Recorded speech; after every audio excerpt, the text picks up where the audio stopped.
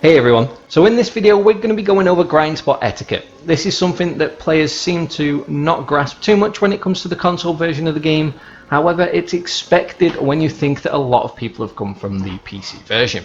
So grind spot etiquette essentially relates to how you react when it comes to grind spot disputes. Things like karma bombing, bringing multiple people, changing servers, how to set up a rotation. We're going to cover all of that in this video. But before we dive into that, I wanted to point out something that's new and is coming to the channel within the next 24 hours, and that is YouTube memberships. So within the next 24 hours, there's going to be another little button pop up on all of my videos and my channel homepage that is the membership option. Now this isn't for everybody, but it is similar to Twitch in terms of subscribers. Now what I'm looking to do for my YouTube members, is to provide members only content.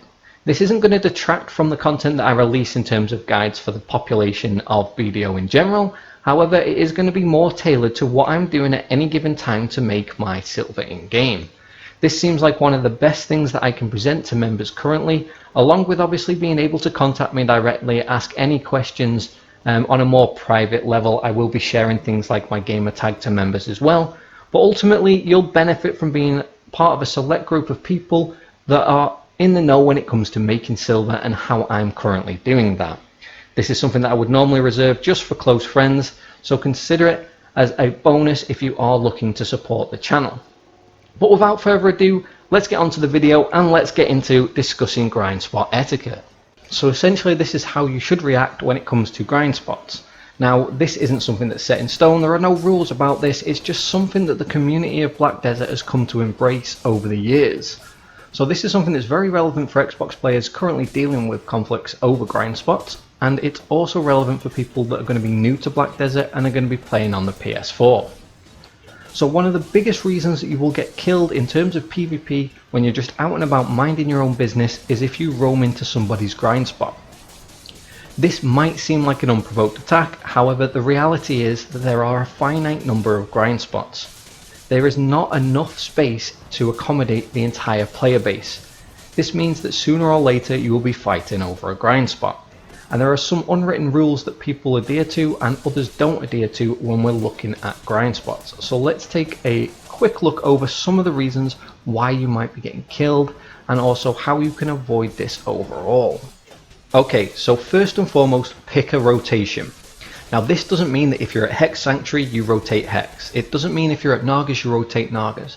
What this means is you select a group of mobs or a set number of packs of mobs, and this becomes your rotation. Now what you want to aim for is when you kill the last group of mobs in your rotation, the first group should be respawning. This typically looks like a circle or a back and forwards line. Now one of the main reasons you're going to get killed is if you encroach on somebody else's rotation.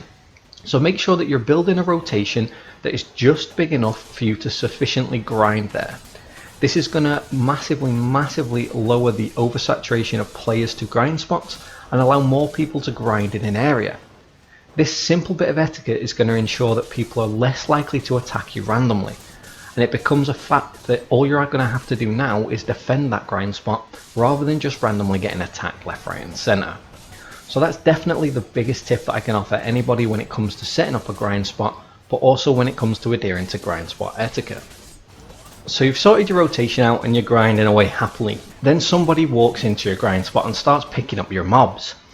Now 9 times out of 10 this will result in them trying to out-farm you, or they'll flag and try to kill you. So what happens next is what we refer to as etiquette, and what should happen according to the vast majority of the player base. So one of two scenarios will play out. One of you is flagged and a fight started, so you'll either win this fight or you're going to lose this fight.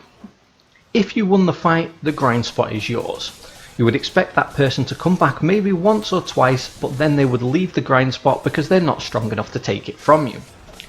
If you lost the fight, you'd be well within your rights to go back maybe once or twice more and try and reclaim that spot, and this can really turn out to be some of the best PvP in the game. But ultimately, if you lose and you're not strong enough to reclaim that spot, you should just move on. This really is a case of swallow your pride, accept that you're not strong enough to contest that grind spot, and move to either a lesser contested grind spot or change channels and continue your spot where nobody else is there. This is what we consider good etiquette. This is accepting the fact that you've lost the fight, that you're not strong enough to hold the grind spot, so you relinquish that spot to somebody that's stronger than you.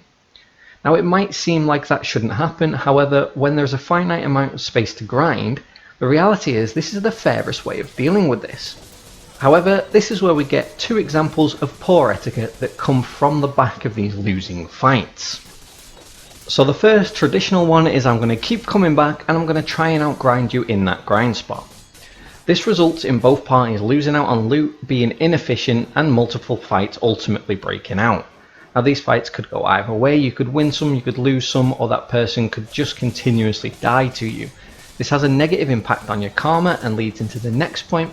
However, the main thing to realise here is that if you're being stubborn and you're just out of principle trying to outgrind somebody in that spot, maybe because they've come to take the spot from you and they've killed you a couple of times, you just need to realise that the reality is you're hurting each other by doing this. You're not efficiently grinding, they're not efficiently grinding.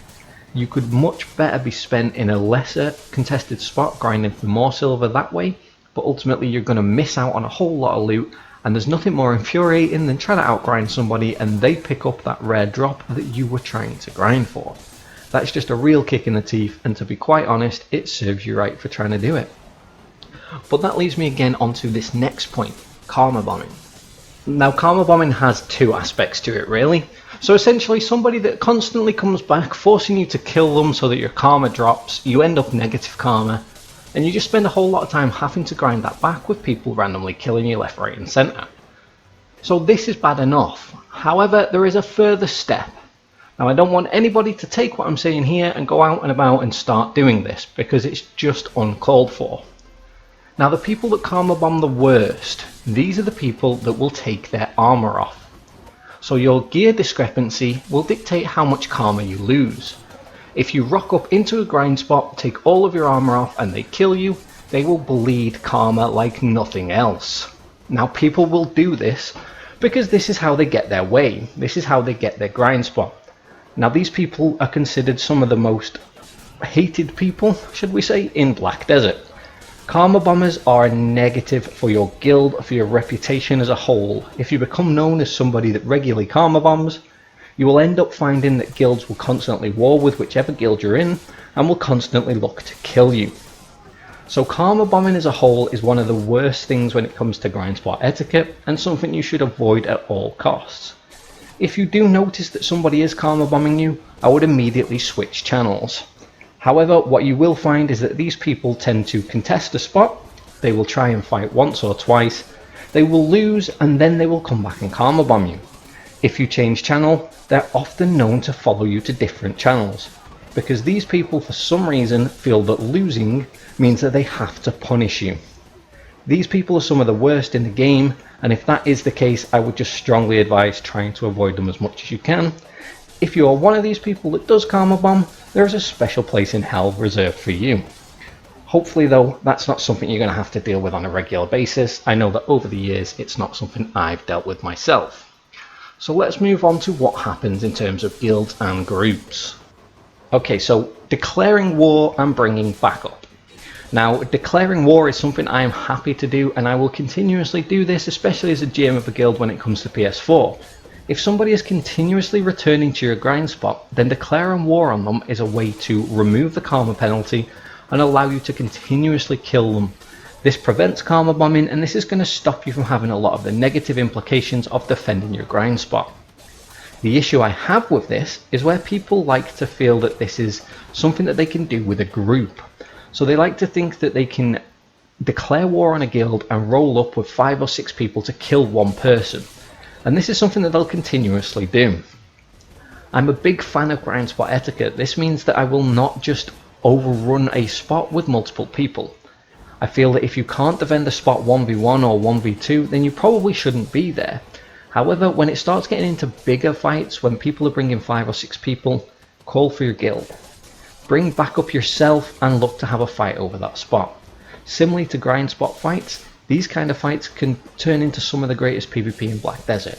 This can spark rivalries between guilds, and it can be some of the most fun that you will have. Ultimately though, once the fighting's over, everything should return back to normality. You should look to continue with normal grind spot etiquette, where you grind in either as a group or as an individual in a spot, and if you can't defend that spot, you should look to move on. Now there are some more intricacies to this. There will always be some little things that people feel should or shouldn't be done.